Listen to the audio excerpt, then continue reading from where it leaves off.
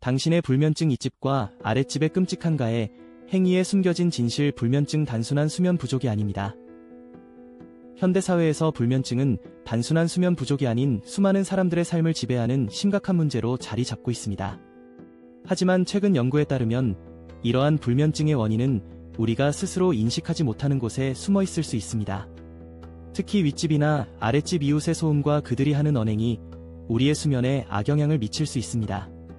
스트레스의 원인 소음과 괴롭힘. 불면증을 유발하는 대표적인 원인은 스트레스입니다. 그 중에서도 특정한 이웃들, 특히 아랫집이나 윗집 소음이 주요 원인일 수 있습니다.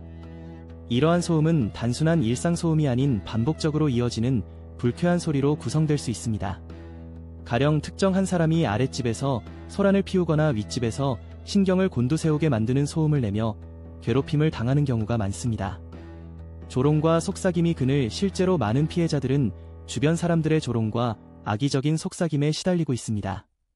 죽어라는 심한 욕설이나 불쾌한 발언은 아이, 청소년, 성인 구분 없이 남녀노소를 불문하고 발생하곤 합니다.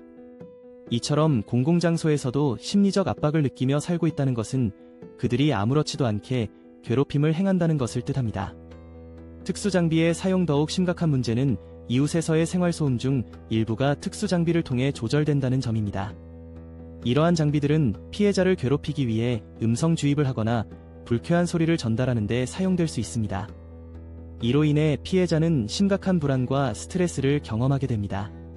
뇌파 생체 실험과 전파 무기. 실제로 연구에 따르면 이러한 괴롭힘은 단순한 심리적 괴롭힘을 넘어서서 뇌파 생체 실험이나 전파 무기 공격 같은 기술의 결과일 수 있습니다. 이는 피해자의 정신적, 신체적 건강에 심각한 영향을 미칠 수 있으며 인생의 질을 떨어뜨리는 요인이 됩니다. 심지어 이러한 기술은 자유의지의 상실이나 심각한 경우 사망에 이르게 할 수 있습니다.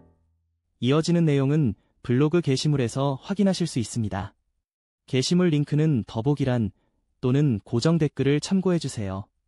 영상이 도움이 되셨다면 좋아요와 구독 부탁드립니다. 감사합니다.